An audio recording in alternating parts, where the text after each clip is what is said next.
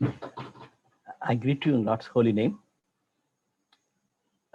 Today we have decided to take the book of Malachi. Though it is the last book in Old Testament, we are yet to go a long way in studying some more book study in our Bible study series. But as we are connecting the other prophetical books, today we have decided to take today and tomorrow for this book. I requested dear Lavanya from Hyderabad to lead us in prayer. She's the one who is attending regularly in our Bible studies during this lockdown period. Over to Lavanya. Thank you, Uncle.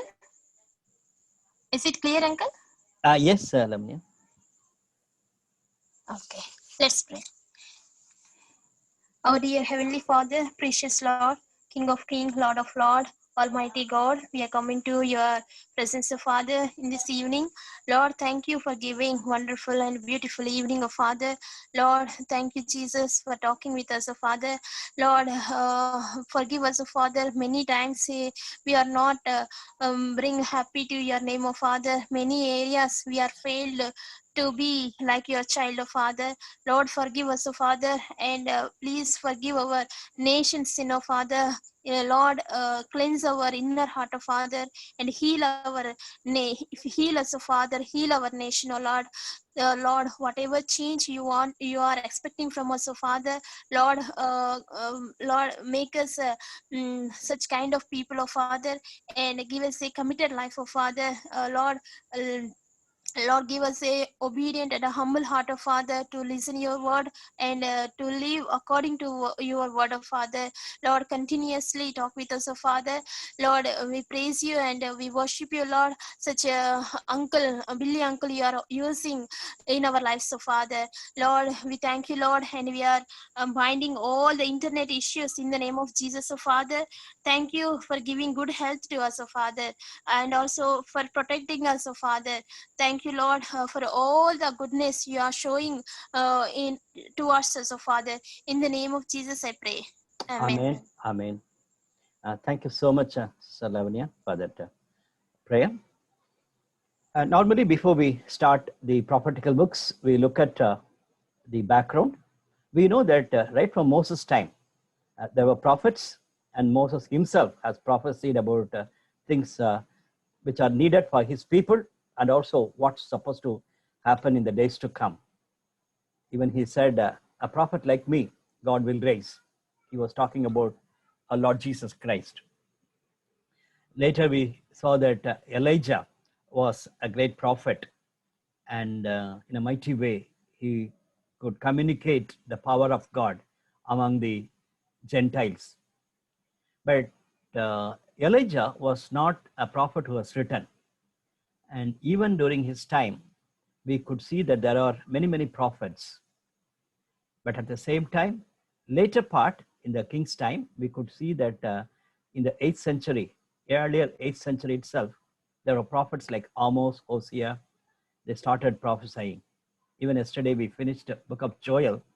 When you look at some of the writings, we could clearly see that Joel was one of the earliest prophets, taking the message from Deuteronomy, what Moses was giving, and what earlier kings like David and Solomon has given, and they were he has written his prophecy.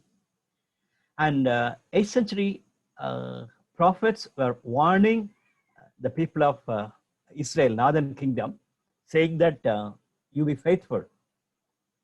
Then God punished the Northern Kingdom. The Southern Kingdom were warned by other prophetical writings. They were known as 6th century prophets. People like Jeremiah, Zephaniah, Habakkuk, and Nahum are very clear.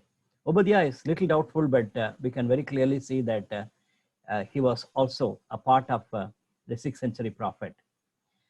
During the exile period, Daniel and Ezekiel were there, and post-exilic prophets, clearly we could see that Haggai, Zechariah, and Malachi. And Malachi could have been very late, and Haggai and Zechariah, they were there in motivating God's people to rebuild the temple. When you look at the timing for Malachi, we can see that we need to look at the background. In 538 BC, under Persian King Cyrus, the Jews were returning to Israel, and they started rebuilding the temple, and they were discouraged, and they dropped the idea. And 520 BC, Haggai raised and motivated them to construct the building, the temple. And 516, the temple was constructed. And we could see that Zechariah is later prophesied to those people. And Malachi has come quite late. It's very interesting to see that Malachi's time could have been Nehemiah's in-between time. You remember Nehemiah came getting permission from the king from Susa to Jerusalem to build the wall around the city. That was a tremendous project he has taken. And he was equally concerned about building God's people. It's not only the building, he wanted to see that the community of God's people will be built properly. When he went back, things have happened wrongly, including the priests and people who are in position. They failed, and naturally that has affected the common people. That's very clear in the history of Bible, and also in the histories. We know that when the king, when the prophet, when the priest, when the leaders, they are unfaithful, naturally the people also follow them. Then he came back, second time, Nehemiah came back, and he was so surprised to see that the way in which people living after constructing that safe wall, the community was developed, not developed. So he was so heavy in his heart in talking. We could see that Malachi was prophesying during that time. Malachi means my messenger. The last book of the Old Testament concerns a messenger of God. Even chapter 3 verse 1, we can see that the messenger is mentioned. And God has sent messenger Malachi to encourage the people of God to be faithful. And interestingly, he has predicted coming of another messenger, but it has happened 400 years back, 400 years later. When John the Baptist came, he was the messenger sent by God, who was prophesied by Malachi. We know that Malachi's last prophetic voice to speak Israel until the coming of the John the Baptist. 400 long years, there was no revelation from God to his people. Many things happened, and God's people were there. The remnants were there. Even midst of suffering and persecution, they were there. But revelation of God, 400 years, it was not there. That's what we could see from the history. That is regarding the time of Malachi. The book of Malachi, first point we can note down that in Daniel 9th chapter, as part of answer to Daniel's prayer, God gave a big vision. 770s, 7 times of 70. And we could see that 3 portions are given. And we could, when we could study the book of Malachi, we could see that the first portion prophesied by Daniel, it's something like an apocalyptic writing. It has fulfilled by Malachi's time. And secondly, we could see that there is a substantial parallel between the sins reproved by Malachi and those reproved by Ezra and Nehemiah. You remember Nehemiah was so much concerned about the marriage of God's people in a very unfaithful way. That was heavy in his heart. And even Ezra was talking about it. And here we are going to look at it in the book of Malachi. It's same thing was concerned. Unfaithfulness of the priest is another important factor. We could see that it is happening. The sad story is in the sixth chapter of Nehemiah, we could clearly see that the enemies of Nehemiah, the Samaritans, leaders, they came and said, you come and talk with us. We can work together. And even they wanted to kill Nehemiah as he was not willing to go and talk to them. And those people just couldn't do anything in stopping the work. And by God's grace and Nehemiah's leadership, the people joined together and worked together. In 7th chapter, in the beginning, we see that the wall was constructed. Then joyfully, Nehemiah could go back and report to the king. Later, when he came, he was so thrilled to see the same enemies have given their own daughters and sons to the high priest and to the people. Look at that. So they couldn't change the mind of people in corrupting their focus, corrupting their mind to distract. But by giving their own daughters and sons, they have spoiled them. That's a very, very powerful message we hear from Old Testament. And not only that, that is a historical fact that devil cunningly plays like that. Even when we looked at Balaam, same thing. Balak was giving him enough money. He wanted him to curse the people of God. But Balaam said, I cannot, because God wanted to bless them. And that is his desire to bless his people. And Balak was so upset with his prophet. Then they went back. The next chapter talks about people of God marrying with the Gentiles. So many commentators, as we read in book of Jude, we know that Balaam's point there, though he didn't curse the people, he might have given a suggestion to Balak. You cannot stop cursing these people. What you have to do is, you have to give your sons and daughters for marrying. My dear brothers and sisters, that's a very, very big challenge even now we face. God's people marrying in a wrong way with ungodly people. It is not a caste we are talking about. Unfortunately, these days, the people talk about it. Abraham has taken his daughter-in-law from his same caste. It's not like that. The one who serves the Lord, the one who honors the Lord, one who fears the Lord should be your life partner. That should be the focus. That should be the real focus. If you are marrying a boy or a girl who is worshiping the idols and those who are not true to God, the living God, then you will be suffering. That's what exactly happened in the time of Nehemiah, and Malachi is talking about it. Little later, we are going to look at that. And clearly, we could see that Malachi's prophecy comes as a wake-up call to renew covenant loyalty.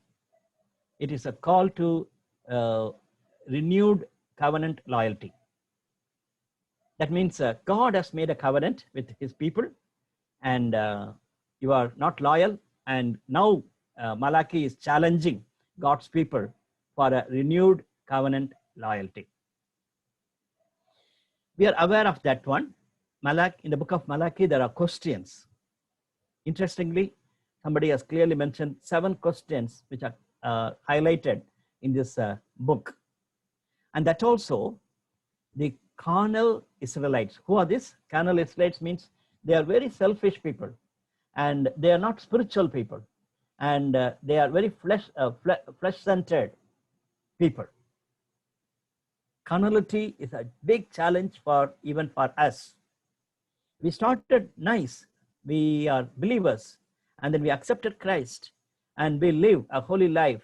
But the problem is, down the line, something has happened wrongly, and we backslide.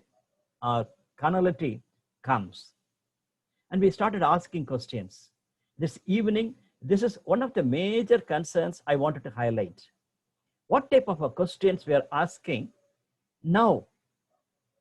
If we are going down in our spiritual commitment, we ask peculiar questions like these people have asked, sarcastic questions. Look at first question. In what way we have, you have loved us? It's a very bad question they are asking. Lord, tell us, how did you love us? And secondly, they are asking, how we despised your name. We are going to look at now. And how we polluted you. How we have made you to worry. Like that, they are started asking questions. In all three chapters, we could see that the sarcastical questions are coming towards God. Even some of the questions, God himself is asking to them. That's the way you are asking, but I tell you. That's what God says. But you said. So that means you are asking this question. I know that, but I'll give you the answer. That's the way it is mentioned here. The broad outline, we can have two paragraphs, chapter 1 verses 1 to chapter 2 verse 16. Today we are going to concentrate that. Israel's unfaithfulness, which is rebuked. They are unfaithful people. And God willing, tomorrow, chapter 2 verse 17 to 4:6, we can see that the Lord's coming announced. The Lord's coming is announced. Preparing for the Messiah. It's very clearly highlighted in the second part of the book of Malachi. Other way, we can see that from the nation's point of view, or from the Israel's point of view, three things it's coming very clearly. Chapter 1 verses 1 to 5, the privilege of the nation, very clearly talks about it, from God's blessings on them. Privilege of the nation. Verses 6 onwards till chapter 3 verse 15, the pollution of the nation. Otherwise, how they are unfaithful as a people of God to their own God. Third one, the last portion is about the promise to the nation. God wanted to renew his covenant with these people. But another way, when you look at it, is focusing on God's point of view. I like this because most of the time we wanted to talk about from our perspective. What are the privileges a believer has? What are the mistakes we do as a believers? And what are the promises we have as believers? It's good that we need to think of in that perspective, but don't stop there. Have God's perspective. Otherwise, we can be just carried away as this foolish Israelites did it. We can ask questions. Lord, how did you love us? They simply forgot God's privileges on us. But constantly, when you look at God's point of view and God's love towards us, that is lovely. I hope you can differentiate between these two. God's perspective of looking at life and our perspective towards God. Of course, our perspective towards God is also good, but definitely it will not be helpful. You remember when we studied Romans 8th chapter, the last passage talks about God's love. Who can separate us from the love of God? And there we have looked at, it is not how I love God. Nobody can disturb my love towards God. That is not the message Paul is mentioning to Romans. He was telling God's love is so supreme, God's love is so great, and nothing can separate us from that love. So keep that in mind. Here we see that first paragraph talks about God's love stated. We are going to look at now how beautifully God tells his people that how much I love you. But they make a very sad response to God's love. They're just joking, and they are playing with God in terms of dishonoring God's name and dishonoring God's purposes. That is chapter 1, verse 6 till chapter 3, we can see that. But last paragraph, that is chapter 4, we can see that God's love is shown. Even to this unfaithful people, God has a big plan and the eternal purposes by sending his son, Lord Jesus Christ, to in this world. God is going to give the salvation. For all of us, that's the biggest blessing we can think of. We are in the New Testament times. God has lavishly poured on his love on us by sending his son, Lord Jesus Christ. By accepting him as our savior, we are looking for him to come back so that the second coming, we will be with him eternally. When we look at the passage, one commentator nicely talks about 7 dialogues. People asking questions is one possibility, and God is dialoguing with them. Even today, as we are thinking of our relationship with God, that's the way we understand. God speaks to us, and sometimes we directly speak to him, or many times we don't respond to him properly. But these are 7 points is highlighted as paragraphs. The last passage talks about the second coming of the Lord. God's messenger is going to be sent. That's what we are going to see in the last passage. Today, we will not be reading first chapter, but in between the passage, we are going to look at chapter 2, verses 1 to 9. Malachi, chapter 2, verses 1 to 9. I requested dear Soumya from Nandyal, from Andhra Pradesh, to read this passage for us. Yes, Soumya. Praise the Lord, Uncle.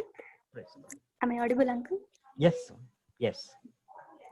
The scripture for this evening is from the book of Malachi, chapter 2, verse 1 to 9.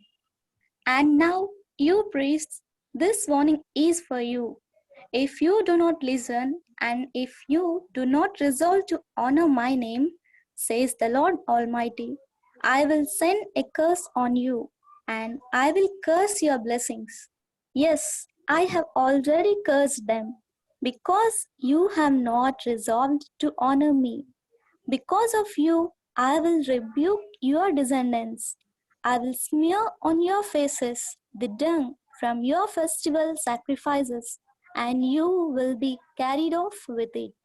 And you will know that I have sent you this warning, so that my covenant with Levi may continue, says the Lord Almighty.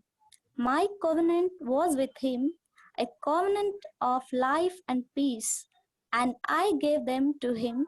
This called for reverence, and he revered me and stood in awe of my name. True instruction was in his mouth, and nothing false was found on his lips. He walked with me in peace and uprightness, and turned many from sin. For the lips of a priest ought to preserve knowledge, because he is the messenger of the Lord Almighty, and people seek instruction from his mouth. But you have turned from the way, and by your teaching have caused many to stumble. You have violated the covenant with Levi, says the Lord Almighty. So I have caused you to be despised and humiliated before all the people, because you have not followed my ways, but have shown partiality in matters of the law. Here ends the reading. May all glory be to God. Thank you so much, dear Soumya, for that wonderful reading. Let's uh, start from chapter 1, verse 1 onwards. As we have noted, first 5 verses talk about God's love towards his people, Israel. Verse 1, a prophecy. Some versions will say an oracle. God's concern. It is not some God's word is coming. God's burden is passed on to the people of Israel through Malachi. It's very clear. The word of the Lord to Israel through Malachi. 3 things. The word of the Lord to whom it was given, it is to Israel, and through his prophet Malachi was given. But it starts with the oracle, God's burden. Even today, we as God's people should stand between God and God's people. We have to take the oracles, the messages of God, very seriously. And clearly remember, we need to take the oracle from God and to the people of God and also to others. That's a very serious calling. Verses 2 and 3, I have loved you, says the Lord, but you ask, how have you loved us? That's what I said. What a pathetic question it is. God says, I have loved you. Even today, it's very much possible that we can talk in that terms. God says, my son, my daughter, I loved you. But because of the fallen nature in us, because of our sin in us, because of our unfaithfulness, because of our backsliding nature, we ask him, Lord, how did you love us? In case if any one of us here have such a question, we need to go back to God, asking for his forgiveness. How much God has loved us. God has protected our lives. God has protected us from evil one. God has protected us in many, many ways so that we can be joyful and we can be peaceful. How much we have to be grateful to God. It is because of God's love we are like this now. And they asked, how have you loved us? It may not be true for your life, but you might have seen many Christians, even in your own family members, they ask question like this. It's very painful. When God has given them abundant blessings, they ask this question, Lord, how have you loved us? Because they think of worldly blessings only. You didn't give me bungalow, you didn't give me car, you didn't give me promotion, you didn't give me this and that, but you say that you love me. That's the way they wanted to bargain with God. Very unfortunate. And then comes a very important message in the Old Testament. It is about God's election. God's election is a very important theme in the Old Testament. We cannot ask how come God has loved Judah and God has hated Esau, as we see in these 2 verses. The problem is we misunderstand, and we are not in a position to understand God's heart. We are not in a position to interpret the message. When you look at Romans chapter 9, Paul could clearly talk about God's election in this passage. We all know that Romans 9, 10, and 11 is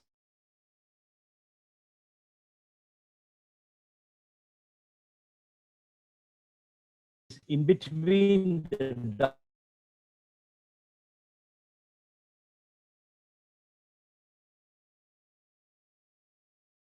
doctrine. Paul is talking about the history of Israel. It's for Gentiles also. And there he gives God's election. Look at this passage. God's purpose in election might stand, not by works, but by him who calls. She said, the older will serve the younger, just as it is written, Jacob I loved, but Esau I hated. My dear brothers and sisters, when you look at the next verse, verse 14, there Paul says, If it is so, do you think that God is partial? Not at all. Then we need to understand properly. Because if he can just leave it with Jacob I loved, but Esau I hated, and as he quotes from Malachi, we cannot simply say that God is partial.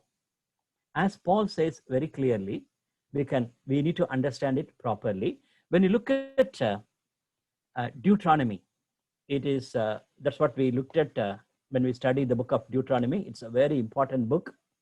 What all he communicated to his people through Moses, second time he's mentioning here. In chapter 10, verse 15, verse goes like this. Yet the Lord set his affection on your ancestors and loved them. And he chose you, their descendants, above all the nations, as it is today. So God's love towards his people was clear. And God has chosen them. God has loved them, blessed them. And the same thing in Deuteronomy, we looked at 8 verbs. The first verb says, you have to love your God. The response from our side is towards God is love. But showing love to 1,000 generations to those who love me and keep my commandments. Look at that.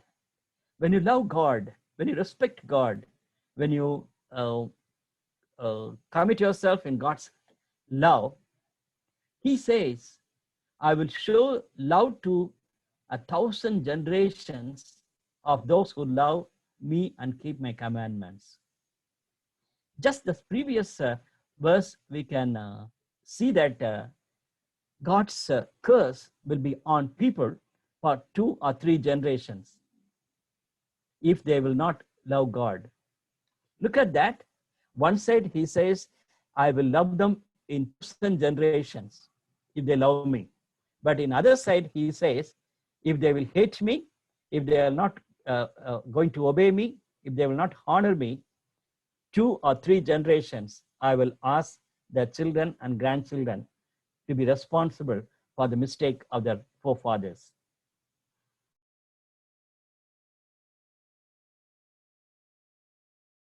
When you compare this, it is for example, 2 generations later, somebody suffering.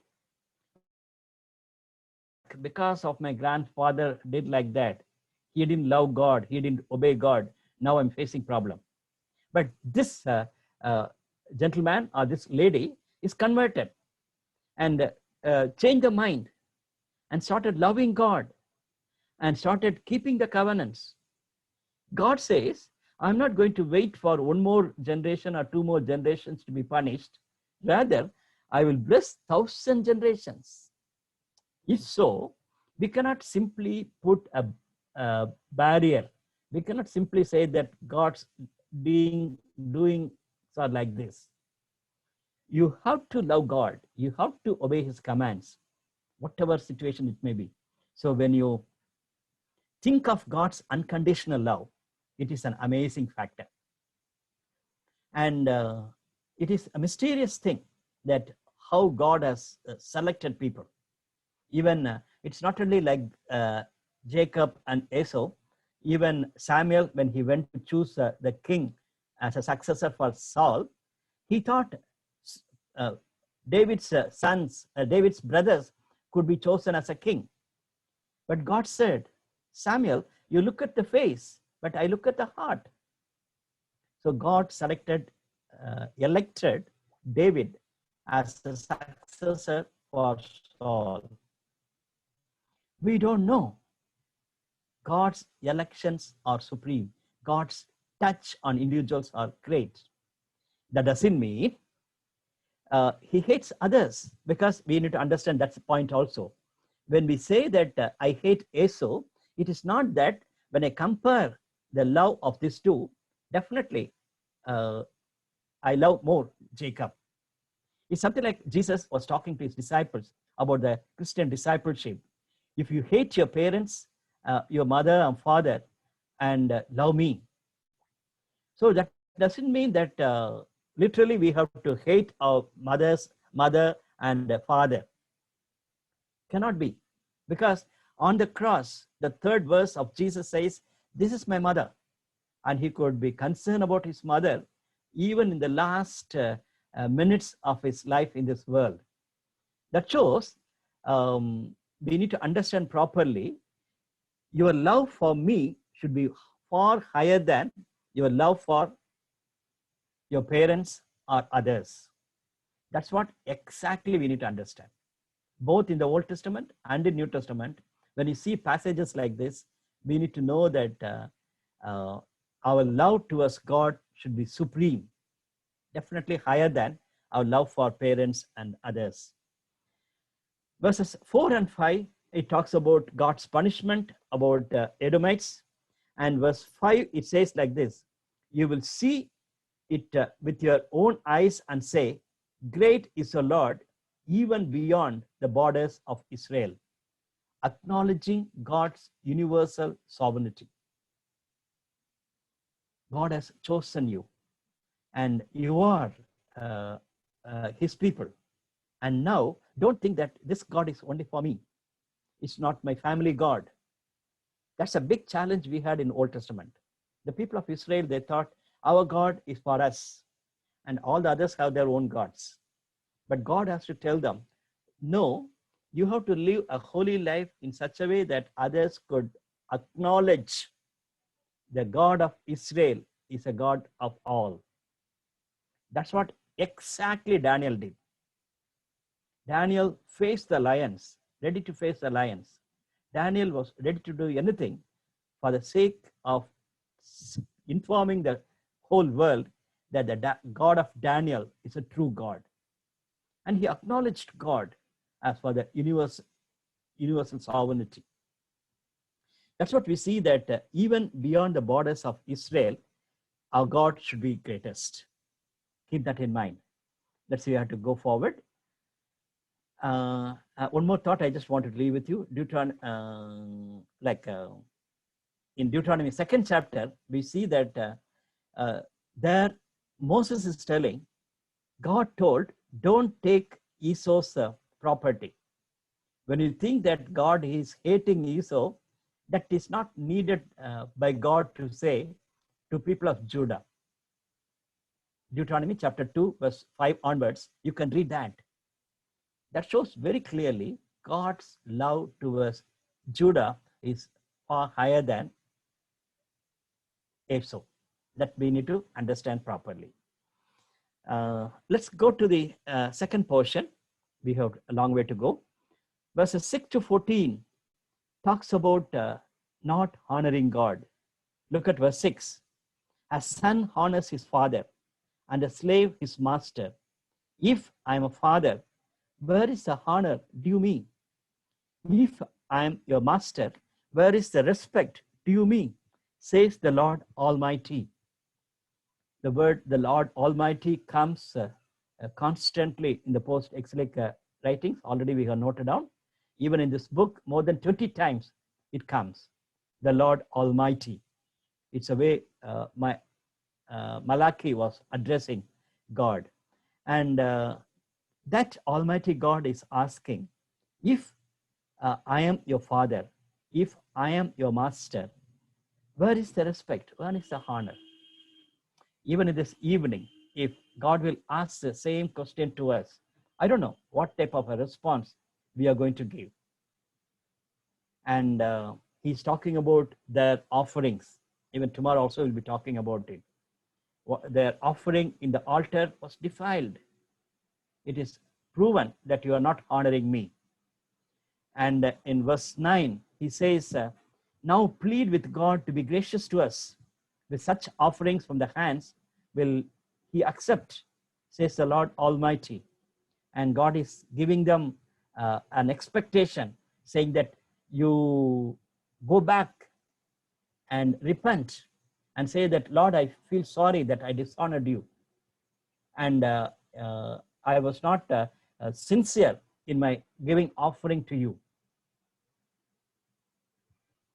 My brothers and sisters, the passage is so heavy that the priest They were dishonoring God's name, and they were unfaithful in their dealing with God.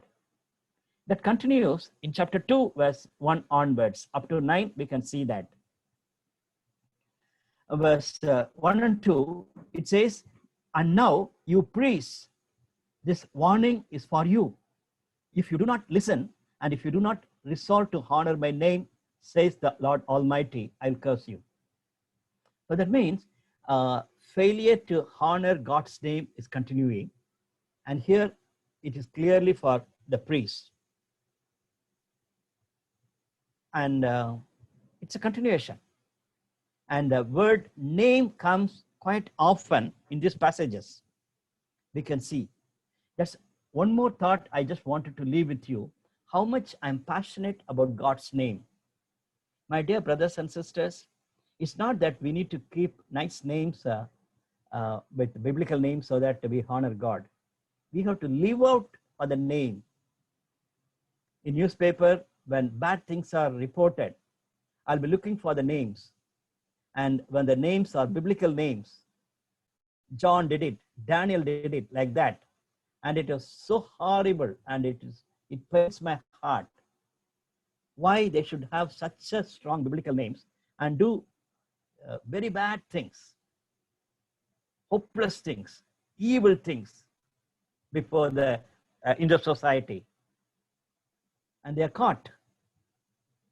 We may also do some wrong things. We are not caught, but the truth is how much we honor God's name. We have to check ourselves. And Levi was selected priesthood, and God says, I will rebuke the descendants, the people of Levi, and you will know that that I have sent a warning to them, that my covenant with Levi may continue. These people are priests. They are unfaithful to the covenant of God, and they are supposed to be bringing the life and peace, but they themselves don't have such an experience with God. So God says, I will reject the Levi.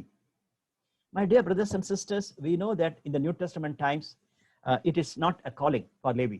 In Old Testament times, it's very important. Out of 12 tribes, God kept the tribe of Levi as God's people, God's servants.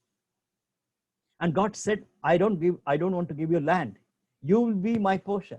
I'll be your portion. That's a very interesting thing. God will be the portion of Levi. That's the way it was highlighted in Old Testament. Such a selected group of people, but they were unfaithful. That's what it says. I made a covenant with you, Levi, but you are unfaithful. But in New Testament times, that we can take it very seriously. We are all called to be the priesthood. 1 Peter chapter 2, verse 9. We are chosen priesthood, royal priesthood, and we are chosen people to serve the Lord. But are we rejecting the covenant? That's an important thing we have to make note. Verses 6 and 7, very important verse I have noted down. True instruction was in his mouth, and nothing false was found in his lips. He walked with me in peace and uprightness, and turned many from sin. Look at that, the way in which the Levi, the earlier priesthood, what a calling they had and how they lived. They had true instruction in their mouth, and nothing false was found in his lips. He walked with me in peace and uprightness, and turned many from sin. Praise God. Such a life they had. And verse 7, for the lips of the priest ought to preserve knowledge, because he is a messenger of the Lord Almighty, and people seek instruction from his mouth. My dear brothers and sisters, please make note of this verse 7 in chapter 2.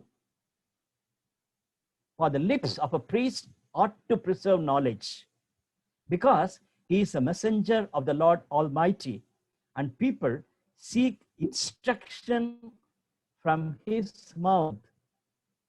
I already told you, in our times, we are the people, priest. It is not a designation, or it is not, we are all called to serve the Lord. And now people are eager to hear God's word from us, from all of us, in our own context, maybe in your college, in your workplace, and in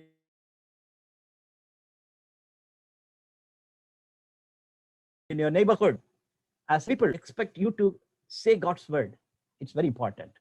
If you'll miss it, you are missing what we see, that the warning given to the priest. Again, I'll read the verse for you.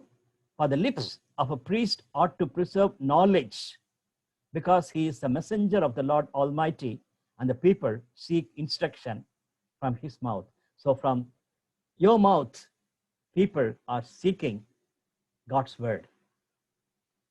Verse 8 and 9 says, but you have turned from the way. But you have turned from the way. That's what we see. In the beginning, we see that they were very much asking question to God, and they were falling and falling and falling.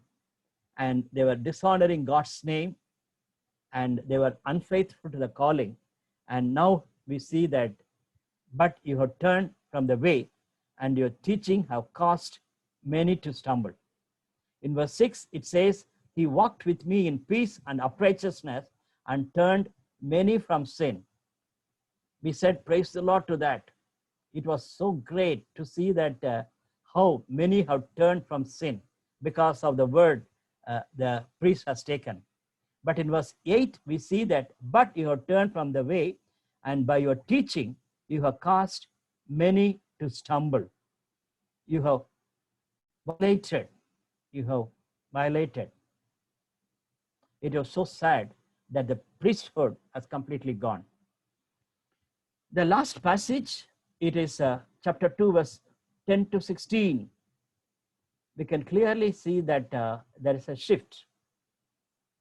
Till verse 9, we see that it is addressed to the priests. They are unfaithful to the calling in which Levi was called. But in verse 10, we see that God is asking, do we not all have one Father? Did not one God create us? Why do we profane the covenant of our ancestors, unfaithful to one another? What a powerful verse it is. It says, God is the one who has created you, and we have one Father. Of course, in Old Testament, we don't read much about that concept of God, calling God as our Father. But in New Testament, very clearly, we know that it is coming out very forcefully. Even Jesus said, when you pray, you say that our Heavenly Father. What a powerful way in which we have to start our prayer. Our Heavenly Father. It is not that my Heavenly Father, it is our Heavenly Father. And when I say that our Heavenly Father, then I unite all together, those who are praying with me, and say that, Lord, you are our Father, and we are all your children. That's what exactly Malachi chapter 2, verse 10 says. God is a creator, and you call us Father, and we all are one. How much we need to be faithful to one another. So don't miss chapter 2, verse 10. It talks to us very directly, being they were unfaithful to one another. After that, it talks about they're unfaithful to the family life. Judah has been unfaithful, and very bad things are happening in the sanctuary. That's what we read in Nehemiah, second portion. And also, they were unfaithful in terms of their married life. And we could see that it was so horrible that they were talking about breaking the marriage covenant.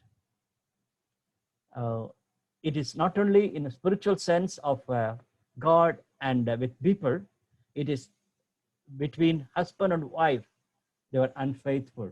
Later part, we can see that it is talking about the man divorcing his wife, vice versa.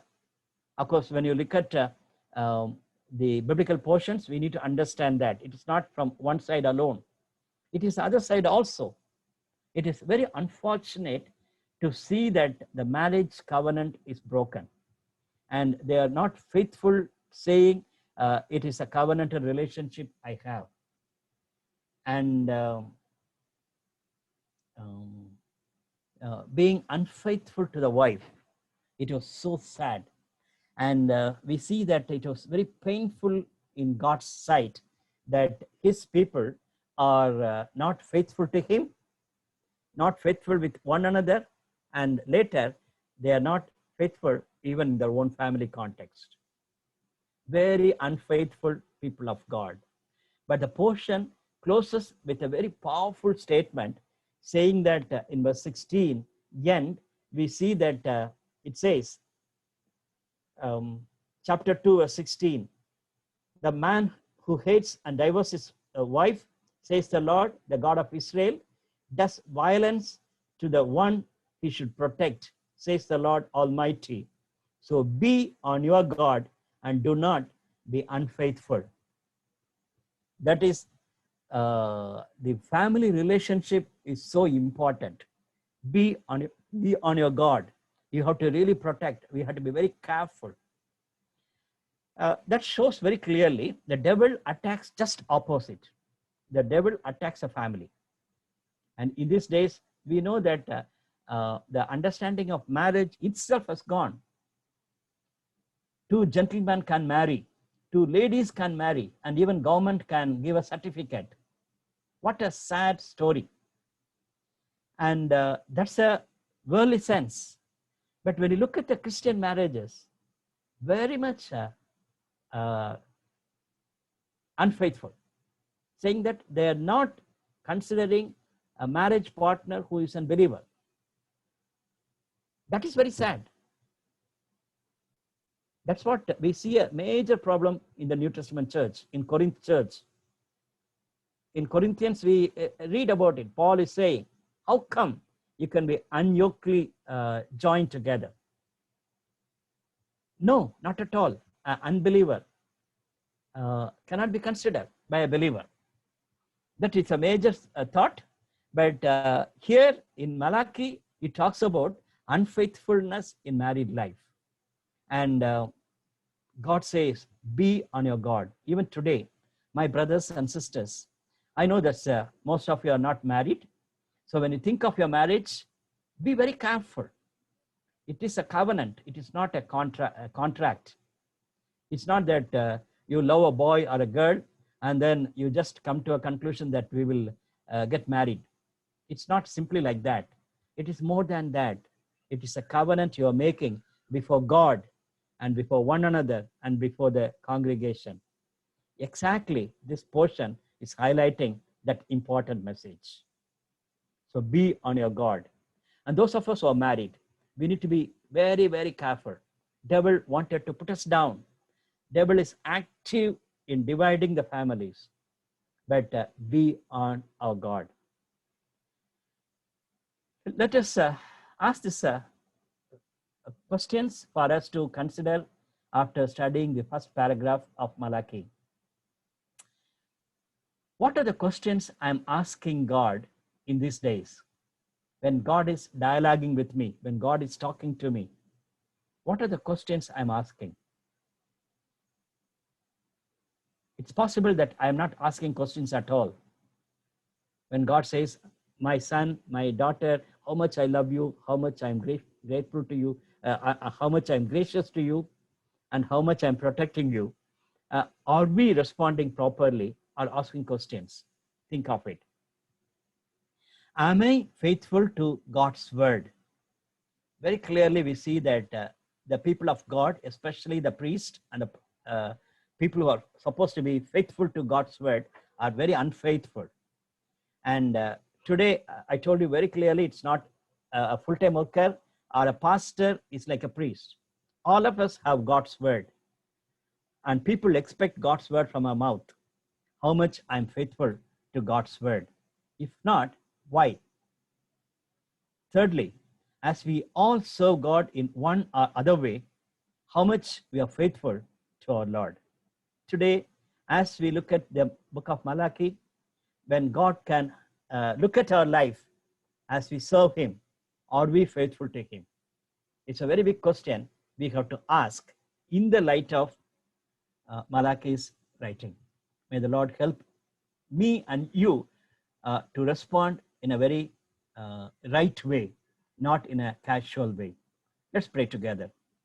Father, we thank you for the lovely writing of Malachi, how much you poured your heart toward this prophet, the people of Israel, how much they are unfaithful, how much they dishonored your name, how much they were taking things very lightly. Even the sacrifices are very light. To that level, you are so much burdened with them. And you wanted to remind them that how much you love them and they have to come back. Even today, as we have meditated your word, as you're communicating your heart with me and with us, help us to respond it properly. Even as we continue tomorrow's study with a great expectation of the second coming of our Lord Jesus, Lord, we pray that you prepare us so that the book of Malachi will be very close to our heart. Thank you for hearing us. In Jesus' precious name we pray. Amen. Amen.